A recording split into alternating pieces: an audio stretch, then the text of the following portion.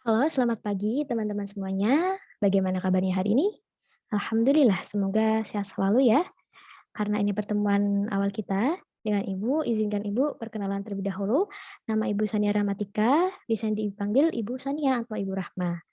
Baik teman-teman, di sini langsung saja ya kita akan belajar tentang sistem periodik unsur. Nah, dalam sistem periodik unsur ini sebelumnya kita harus belajar tentang konfigurasi elektron. Sebentar teman-teman, Ibu akan slideshow terlebih dahulu. Nah, untuk yang pertama, konfigurasi elektron itu apa, Bu? Konfigurasi elektron itu susunan elektron pada subkulit atom dalam orbital atom-atom molekulnya. Nah, orbital ini ada orbital S, P, D, F. Nah, bisa kita lihat kalau S itu maksimal elektron yang bisa mengisinya adalah 2, kemudian P itu adalah 6 elektron, kemudian D adalah 10 elektron, dan F adalah 14 elektron. Nah, di sini juga ada beberapa aturan yang harus kita lihat, kita perhatikan. Yang pertama ada asas Aufbau, di mana yang pertama itu mengemukakan pengisian elektron pada orbital dimulai dari subkulit yang memiliki tingkat energi lebih rendah ke tingkat energi yang lebih tinggi. Nah, energi lebih rendah ke tingkat energi yang lebih tinggi ini. Nah, ini bisa kita lihat ya dalam tingkat energi subkulit ini. Misalnya nih teman-teman, kita harus hafal. Hafal ini ya harus banyak-banyak berarti soal, berarti misalnya nih, ada tingkat energi 1s2, 2s2, 2p6, 3s2, sampai 7s2. Dimisalkan dalam contoh, ada Mg bernomor atom 12, berarti konfigurasinya adalah menurut baris ini ya, 1s2, 2s2, 2p6, 3s2. Nah, untuk mengisi elektronnya 12 itu bagaimana, Bu? Ini sesuai dengan maksimal orbital S-nya ini, SPDF ini. Ya, misalnya 1s2 berarti maksimalnya 2, berarti 2 ditambah 2 tambah 6 berarti 10 ya. 10 kemudian ditambah 2 berarti 12. Nah, untuk misalnya habis 3s2 apa, Bu? Habis 3s2 itu 3p6. Nah, ini menurut ini ya teman-teman untuk apa namanya itu pengisian elektronnya itu bergantung pada tingkat kemampuan maksimal orbital tersebut. Nah, kemudian di sini ada Mg2+. Kalau Mg12 berarti ada ion 2 plusnya, padahal elektron itu adalah negatif ya. Berarti Mg tadi 12, 12 kurangin 2, berarti 10, berarti masih sisa 10 elektron. Jadi harus dikonfigurasikan misalnya 1s2, 2s2, 2p6, seperti itu teman-teman. Baik, di sini ada pertanyaan nih teman-teman. Ya kenapa kok langsung ada pertanyaan Bu? Ya biar kalian pintar ya teman-teman. Nah, yang pertama, berapa konfigurasi elektron dengan V nomor atom 23? Nanti bisa ditulis ya, ditulis di kolom komentar, akan Ibu lihat yang benar gimana, nanti kalau salah Ibu benarkan. Ibu tunggu ya. Oke, kita langsung saja. Yang kedua ada aturan Hahn, di mana aturan Hahn ini jika elektron tersebar dalam orbital dengan tingkat energi yang sama, elektron tidak akan berpasangan sebelum orbital tersebut terisi penuh. Nah, orbital ini adalah orbital spin, teman-teman. Maksudnya spin ya, quantum spin. Nah, di sini ada nitrogen dengan nomor atom 7, kita konfigurasikan terlebih dahulu, misalnya 1s2, 2s2, 2p3. Nah, karena harus terisi penuh nih, ada kamar-kamarnya ya. Kamar-kamarnya ini ditentukan dari maksimal elektronnya tadi. Misalnya S ini elektronnya 2, berarti satu kamar ini berisi 2. Kemudian P tadi 6, berarti satu kamarnya ada 3 ya, karena masing-masing kamar itu 2 elektron. Nah, ini harus diisi penuh. Kembali lagi ya, kita harus mengisi penuh terlebih dahulu, berarti yang benar ini yang mana teman-teman? Yang bawah ya, ini harus elektronnya terisi penuh kamar-kamarnya. Ya, kemudian untuk aturan Pauli, ini menyatakan bahwa tidak boleh terdapat 2 elektron dalam satu atom dengan 4 bilangan kuantum yang sama. Nah, berarti kuantum yang sama ini, kuantumnya itu tidak boleh sama teman-teman. Yang membedakan itu adalah kuantum spin-nya. Nah, kalau kuantum spin nanti pastinya tidak akan sama ya untuk unsur-unsurnya. Kemudian ada aturan penuh atau setengah penuh. Nah, ini adalah aturan ini itu dibuat untuk stabil teman-teman, agar atomnya atau unsurnya itu stabil. Ya, ingat-ingat aturan penuh, setengah penuh. Contohnya 24Cr nih. Ada 1s2, 2s2, 2p6, 3s2, 3p6, 4s2, 3d4. Nah, ini kita lihat yang akhir dulu teman-teman, 3d4 berarti ini belum penuh ya. Nah, penuhnya dari mana? Berarti penuhnya itu dari S dan mendapatkan 3d5, 4s1 ya, karena dia tadi itu maksimalnya 10, jadi yang setengah penuh adalah 5 elektron. Seperti itu teman-teman. Kemudian kita lanjut, nah elektrovalensi. Nah elektrovalensi itu apa? Elektron yang digunakan untuk pembentukan ikatan kimia. Ya, kalau elektron valensi itu dibagi lagi untuk menentukannya biasanya itu mudahnya itu bilangnya kulit terluar gitu elektron valensi itu. Misalnya nih golongan utama itu kulit terluarnya Ns atau Np, subkulitnya S atau P. Misalnya di konfigurasi elektron kulit terluar S, nah berarti yang S ya. Dihitung elektron yang S. Kemudian kalau misal P berarti dihitung elektron yang S tambah P. Untuk unsur transisi ya, misalnya nanti di konfigurasi elektron ada unsur D, berarti unsur D itu untuk menentukan elektron valensi ditambahkan S tambah D. Kalau untuk unsur S itu tetap di golongan utama.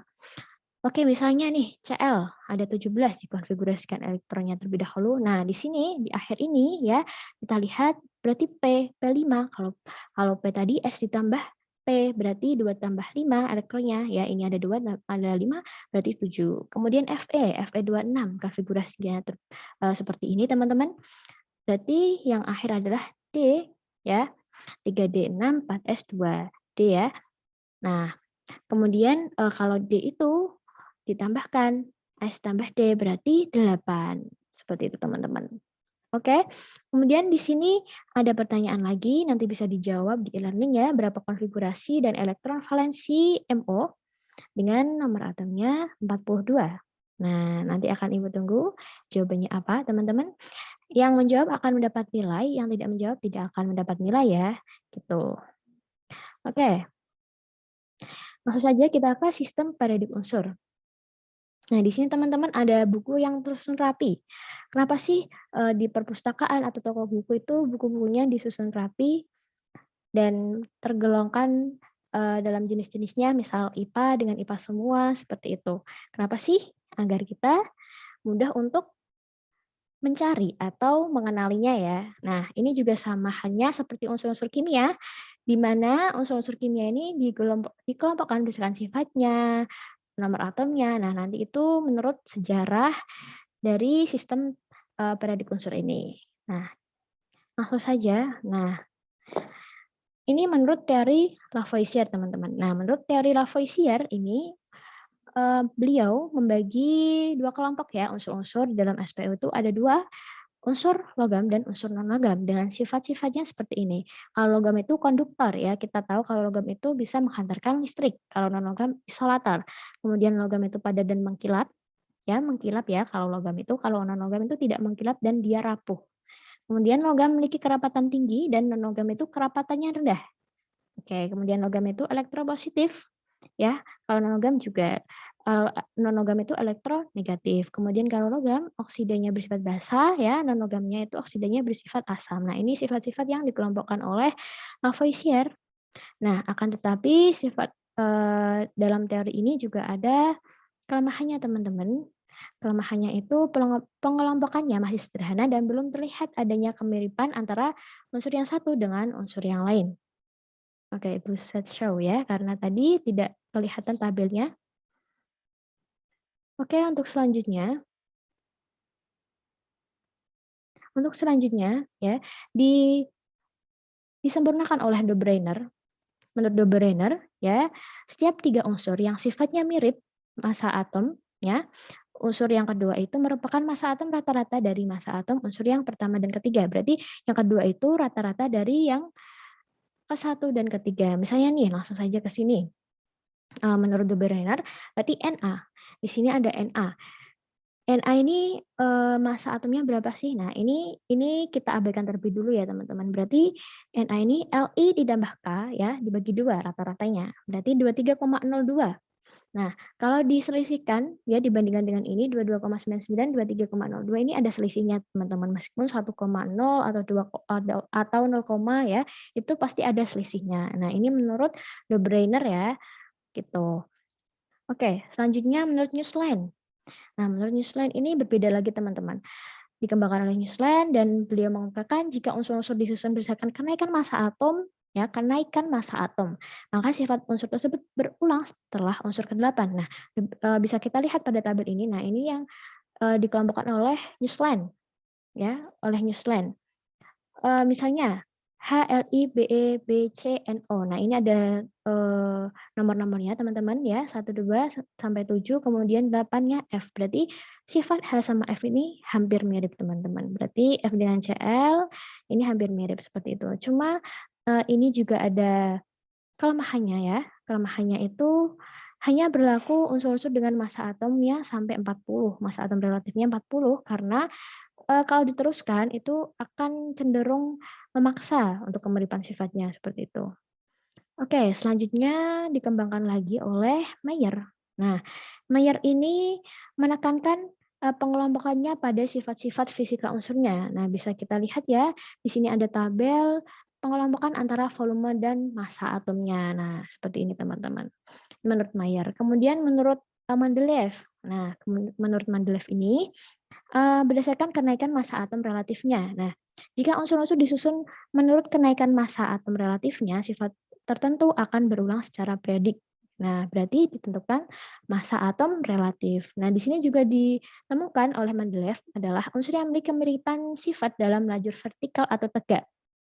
Lajur vertikal atau tegak ini seperti ini. Nah, ini satu golongan nih. Ini yang ditemukan oleh Mendeleev. Kemudian untuk lajur yang mendatar ya, ini dinamakan periode berdasarkan kenaikan massa atom relatifnya. Nah, kalau periode mendatar seperti ini teman-teman. Ya, mendatar seperti ini. Nah, ini pengelompokannya kalau mendatar seperti ini periode 2, berarti ini periode 3. Nah, itu menurut Mendeleev. Kemudian sistem paradik modern. Nah, sistem paradik modern ini yang kita gunakan sampai sekarang ya. Tadi yang pertama ada gambar sistem paradik unsur. Nah, itu teman-teman. Kemudian maksudnya gimana, Bu? Nah, ini nih ditemukan oleh Henry Moseley. Beliau mengemukakan bahwa urutan unsur dalam sistem periodik didasarkan pada kenaikan nomor atomnya. Kalau Mendeleev tadi apa, teman-teman? Mendeleev tadi massa atom relatifnya, kemudian kalau Moseley ini adalah nomor atom. Nah, bukan massa atom. Nah, di sini ada pertanyaan juga. Apa sih perbedaan hukum periodik Mendeleev tadi dengan periodik Moseley? Nah, nanti bisa di komen di Sidik Daya ya, agar kalian agar Ibu tahu bisa kalian ini mendengarkan atau tidak seperti itu. Nah, ini sistem periodik unsur-unsur kimia ya, teman-teman. Kok banyak, Bu? Ya, emang banyak. Tuh. Terus di sini juga ada nama-namanya hidrogen, litium, natrium, kalium, rubidium. Nah, bagi yang kepo nanti bisa dicari-cari di internet ya. Kemudian cara untuk menghafalnya ya. Ini juga perlu untuk dihafal teman-teman.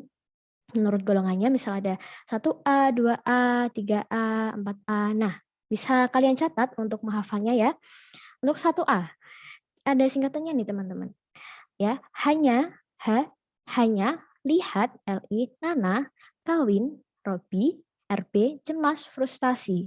Nah, nanti namanya apa nanti bisa kalian cari di internet dan dicatat di buku masing-masing. Kemudian 2A, bemo mogok, BE, MG, cari serep, nah CASR, ban radial, BA, RA. Nah, itu. Kemudian yang 3A, ada Bu Ali, BAL, gawe, GA, Indomie, IN, TL, telur. Bu Ali, gawe, Indomie, telur. Kemudian yang keempat, Cina, siap, gerak, senjata pembunuh. CSIGE, SNPB. Kemudian selanjutnya ya, berapa nih? 5A. Nona Paijah, asli, Surabaya, bisu. Nah, NPAS, SBBI. Gitu. Kemudian ini juga singkatannya mix dengan bahasa Jawa. Orang Semarang, OS, orang Semarang, SE, seneng, Tela, bohong. Ya, kemudian selanjutnya, Fanny Klolodenbrem, FCLBR IAT, Fanny Klolodenbrem IAT Atis. Nah, kemudian yang terakhir ya 8A, heboh negara Argentina karena kehilangan radon. Nah, ini unsur 1A, maksudnya golongan 1A ini harus kalian ketahui terlebih dahulu, teman-teman. Umumnya seperti itu. Oke. Nah, dari unsur-unsur ini tadi ya ditemukan periode. Kalau periode tadi yang mendatar, misalnya ini periode 1, ini periode 2, teman-teman, periode 3. Nah, periode 1 ini disebut sangat pendek karena jumlah unsurnya hanya 2 ya. Nah, nanti bisa dihitung ini 1 hidrogen dengan helium, kemudian yang kedua 8. Nah, bisa dihitung sendiri nanti teman-teman. Ini yang dinamakan periode. Kemudian golongan. Nah, kalau golongan tadi yang tegak ya, lajur kolom atau vertikal. Nah, kalau golongan ini bagi menjadi dua, golongan A dan golongan B. Kalau golongan A itu disebut golongan utama. Ya, golongan utama ini juga tadi yang Ibu suruh hafalkan, ini ada 1A, 2A, 3A, 4A, sampai 8A. Dengan nama-namanya kalau A, 1A ini alkali ya, 2A alkali tanah, kemudian sampai 8A ini bisa dibaca ya, kalau 8A ini gas mulia seperti itu. Kemudian kalau golongan B ini umumnya disebut golongan transisi. Nah, golongan transisi ini juga ada dua, lantanida dan aktinida. Bisa kita lihat di gambar selanjutnya. Nah, ini teman-teman, ini lantanida dan aktinida yang sebelah sini, ini golongan transisinya ya. Ada golongan 3B, 4B, 5B, seperti itu. Oke teman-teman. Nah, kita langsung saja masuk ke hubungan konfigurasi elektron. Konfigurasi elektron terhadap letak suatu unsur dalam sistem periodik unsur. Nah, dengan konfigurasi elektron ini nanti kita tahu letak unsur itu dalam golongan berapa, periode berapa. Nah, ini bisa dihitung ya teman-teman. Hal yang perlu diperhatikan yang pertama, jika konfigurasi elektron berakhir pada subkulit S atau P. Nah, kalau subkulit S atau P dia berada di golongan A. Nah, kalau misal dia konfigurasi elektronnya itu berakhiran P, berarti nanti sesuai dengan elektron valensi yang tadi ditambahkan teman-teman. Misalnya nih subkulit S 1A. Nah, kemudian yang terakhir P ya, tadi elektron valensinya ditambahkan. Berarti 2 ditambah 1 3A. Nah, ini berkaitan dengan elektron valensi. Oke, kemudian yang kedua, konfigurasi elektron terakhir pada subkulit D ya, yang D itu adalah golongan B. Kalau D ini pastinya ada S-nya ya, ada partner S-nya. Nah, misalnya nih ada SD, S2D1, berarti ditambahkan teman-teman seperti elektron valensi tadi 2 tambah 1 berarti 3B. Ya. Di sini juga harus diperhatikan kalau sudah S2D6 itu sudah kalau ditambahkan 8 berarti dia 8B. Kalau sampai 9 ya, elektron 9 atau elektron 10 dia termasuk golongan 8B. Kemudian kalau misalnya 10 atau 11, nah dia itu golongannya berdasarkan nomor terakhirnya teman-teman. Secara mudahnya gitu. Misalnya 11 ya, ini ditambahkan 11 berarti nomor akhirnya 1 berarti 1B. Kalau 12 berarti nomor akhirnya 2 berarti 2B. Oke? Oke. Nah, contohnya teman-teman. Ada contoh Mg dengan nomor atomnya 12, misalnya 1s2, 2s2, 2p6, 3s2 ya. Berarti yang terakhir ini adalah 3s2. Berarti kalau S berarti tidak usah ditambahkan ya, karena yang ditambahkan adalah P, 3s2. Berarti ini elektronnya adalah 2, berarti golongannya A. Berarti 2A. Untuk periodenya kita lihat kulitnya. Kulitnya dilihat dari koefisiennya ya, yang terbesar yang mana. Kita cari yang terbesar. Berarti periode 3 golongan 2. Kemudian yang CU. CU ini contohnya kita konfigurasi terlebih dahulu ya teman-teman. Berarti 1S2, 2S2, 2P6, 3S2, 3B6, 4S1, 3D10. Berarti yang terakhir ini adalah 3D10. Berarti kalau D tadi S ditambah D berarti 1 tambah 10 ya, 11. Karena dia D berarti di golongan P. Kalau 11 tadi berarti kita lihat yang nomor terakhirnya aja, berarti 1B. Kemudian periodenya adalah yang terbesar. Kita lihat kulit yang terbesar, nomor koefisien yang terbesar berarti 4. Golongan 1B periode keempat. Oke, di sini juga ada contohnya lagi nih teman-teman ya. Kita akan berarti juga contohnya Na dengan nomor atomnya 11. Berarti kita harus konfigurasi terlebih dahulu ya. Berarti yang terakhir ini adalah 3S1, berarti 1A. Ya, kemudian periodenya adalah 3. Mohon maaf teman-teman kalau di sini ada iklan ya, karena di sini lagi rame. Jadi mohon maaf banget kalau berisik seperti itu. Kemudian O8 ya, ini konfigurasinya 1S2, 2S2, 2P4. Berarti yang terakhir adalah P. Kalau P tadi ditambahkan untuk mencari golongannya. Berarti 2 ditambah 4 ya 6. Berarti 6A karena S dan P tadi berada di golongan A. Kemudian periodenya adalah 2. Nah, teman-teman di sini ada contoh soal ya. Bisa kalian kerjakan contoh soalnya itu misalnya SC. SC ini 21. nomor atomnya. Nah, nanti berapa, konfigurasinya berapa, terletak di golongan berapa, dan periodenya berapa. Kemudian Zn juga terletak di periode berapa dan golongannya berapa. Ibu tunggu teman-teman. Oke. Nah, nantikan video selanjutnya di part kedua tentang sifat-sifat periodik unsur ya. Oke.